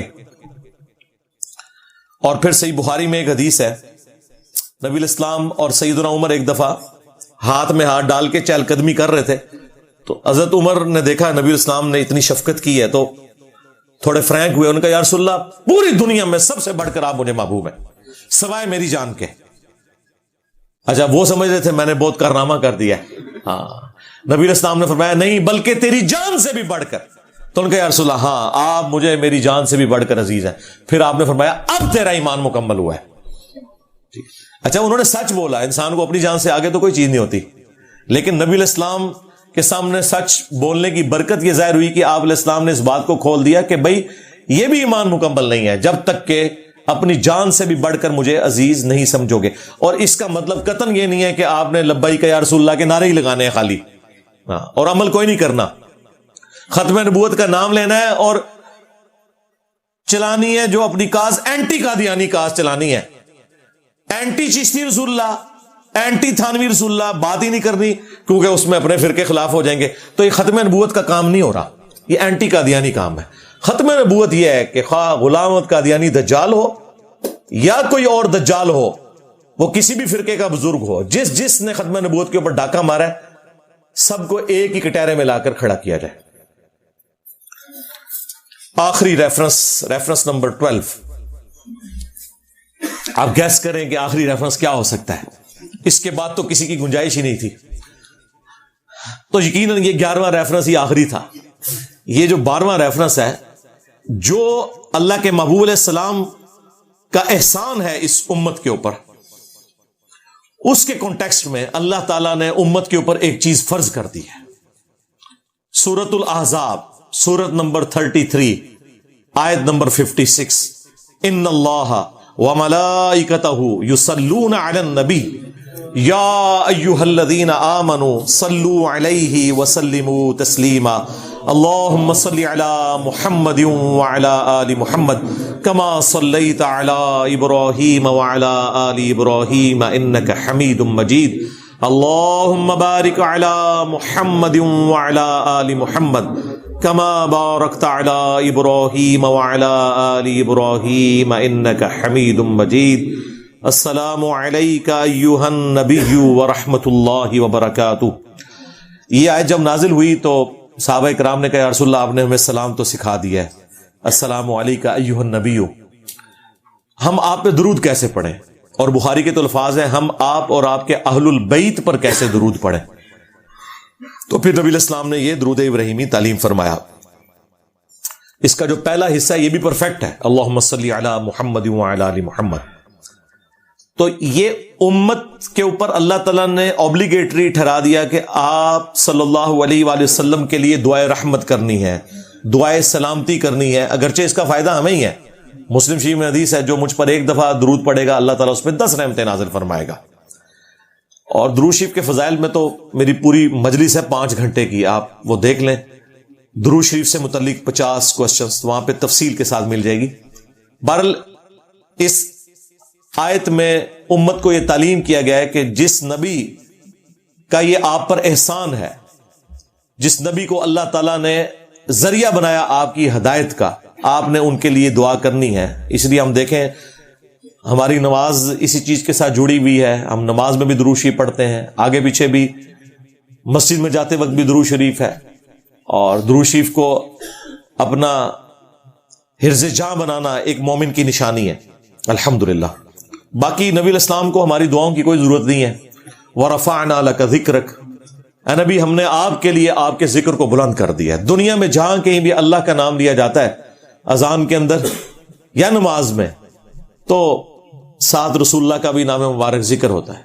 اشہدو ان لا الہ الا اللہ تو اشہدو ان محمد رسول اللہ, یہ ساتھ ہی ذکر ہوتا ہے. وَلَلْآخِرَةُ خَيْرٌ لَكَ مِنَ الْأُولَى, اے نبی آپ کا ہر آنے والا لمحہ گزرے ہوئے لمحے سے بہتر ہوگا. اس وقت نبی علیہ السلام کی جو زندگی ہے اللہ کی جنت میں, وہ اس زندگی سے بہتر ہے جو آپ دنیا میں گزار کے گئے ہیں. اور آپ کی قیامت کے دن کی زندگی اس برزخ کی زندگی سے بہتر ہوگی. ہر لمحے درود شریف جو اللہ بھیج رہا ہے اور اس کے فرشتے بھیج رہے ہیں, بے شک اللہ اور اس کے فرشتے درود بھیجتے ہیں نبی صلی اللہ علیہ وآلہ وسلم پر, تو نبی علیہ السلام کی تو شان ہر وقت بلند ہو رہی ہے. اللہ کا درود بھیجنا یہ ہے کہ اللہ تعالیٰ کسی کو نہیں کہتا, اللہ تو خود شان بلند کر دیتا ہے. یہ تو فرشتے یا ہم ہیں جو ہم کہتے ہیں اللہم صلی علی محمد, اے اللہ تو محمد صلی اللہ علیہ وآلہ وسلم پر رحمت نازل فرما. اللہ کو تو کسی کو کہنے کی ضرورت نہیں ہے. اللہ کا درود یہ ہے کہ اللہ تعالیٰ کہتا ہے میں نے اپنے نبی پر اتنی رحمتیں کی, میں نے اپنے نبی کے اتنے درجات بلند کیے. اللہ کو تو کسی کو کہنے کی ضرورت ہی نہیں ہے. تو یہ نبی صلی اللہ علیہ وآلہ وسلم کی خوبی ہے کہ آپ کا ہر آنے والا لمحہ گزرے ہوئے سے بہتر ہے. وَلَسَوْفَ يُعْطِيكَ رَبُّكَ فَتَرْضَىٰ, اور اے نبی وہ دن بھی آنے والا ہے ہم آپ کو اتنا دیں گے کہ آپ اپنے رب سے راضی ہو جائیں گے، اور وہ دن ہے قیامت کا دن۔ ہاں، وہ صحیح مسلم میں حدیث ہے کہ نبی الاسلام ایک دفعہ بیٹھے ہوئے رو رہے تھے، تو حضرت جبرائیل علیہ السلام کو اللہ تعالیٰ نے بھیجا اور کہا کہ ہمارے محبوب کو سلام کہو کہ پوچھو کیوں رو رہے ہو۔ تو نبی علیہ السلام نے کہا میری امت، میری امت۔ تو اللہ تعالیٰ نے پیغام بھجوایا کہ انہیں سلام کہو اور کہو کہ ہم آپ کی امت کے معاملے میں آپ کو قیامت والے دن رسوا نہیں کریں گے۔ تو یہ شفاعت ملنی ہے۔ عسیٰ ان یبعثک ربک مقاما محمودا، ان قریب وہ وقت آنے والا ہے کہ ہم تمہیں ایسے مقام پر فائز کریں گے اے نبی جہاں ہر شخص تمہاری تعریف کر رہا ہوگا۔ مقام محمود وہ مقام جہاں پر جو بندہ فائز ہے اس کی تعریف کی جائے، نبی الاسلام کے لیے وہ مقام محمود ہے۔ اور بخاری مسلم میں تفصیلی حدیث ہے کہ تمام انبیاء سے ہو کر اینڈ پہ نبی الاسلام کے پاس لوگ آئیں گے اور آپ کی دعا کی برکت سے شفاعت کا دروازہ کھلے گا، اور پھر جب شفاعت کا دروازہ کھلے گا پھر باقی انبیاء بھی شفاعت کریں گے، اللہ کے نیک بندے بھی شفاعت کریں گے، فرشتے بھی شفاعت کریں گے، لیکن نیک بندے وہ جنہوں نے اللہ کی عبادت کی ہوگی، جنہوں نے اپنی عبادت کروائی ہے وہ تو گئے، ہاں دنیا سے میری زبان تو گئے، آخرت اللہ دے عذاب وچ گئے۔ ہاں جنہوں نے کمٹمنٹ کے ساتھ زندگی گزاری ہے وہ شفاعت کریں گے، اس میں کوئی شک نہیں ہے، لیکن دروازہ نبی الاسلام کی مبارک دعا پہ کھلے گا۔ مسلم شریف میں واضح حدیث ہے، سب سے پہلے قیامت والے دن میں قبر سے نکالا جاؤں گا، سب سے پہلے میں شفاعت کروں گا، سب سے پہلے میری شفاعت قبول کی جائے گی۔ اور مسلم شریف میں ایک اور حدیث ہے، سب سے پہلے میں جنت کا دروازہ کھٹکھٹاؤں گا اور داروغہ جنت پوچھیں گے کون، میں کہوں گا محمد، تو وہ کہیں گے کہ مجھے حکم بھی یہی تھا کہ آپ کے نام کے اوپر دروازہ کھلے گا، صلی اللہ علیہ وآلہ وسلم۔ تو نبی الاسلام کو کسی چیز کی ضرورت نہیں۔ انا اعطیناک الکوثر، اے نبی ہم نے آپ کو ہر معاملے میں خیر کثیر عطا فرمائی ہے، آپ کی اولاد بھی کثرت سے، آپ کی شانیں بھی کثرت سے، آپ کی امت بھی کثرت سے۔ بخاری مسلم میں حدیث ہے کہ جنتیوں کا نصف میری امت سے ہوگا، آدھے جنتی میری امت سے ہوں گے۔ تو ہر معاملے میں اللہ تعالیٰ نے خیر کثیر عطا فرمائی ہے۔ فصلی لربک وانحر، تو آپ اپنے رب کے لیے نماز پڑھیں، قربانی کریں۔ ان شانیک هو الابتر، بے شک آپ کا دشمن وہی بے نام و نشان رہے گا، آپ کی شان تو بلند ہوتی رہے گی۔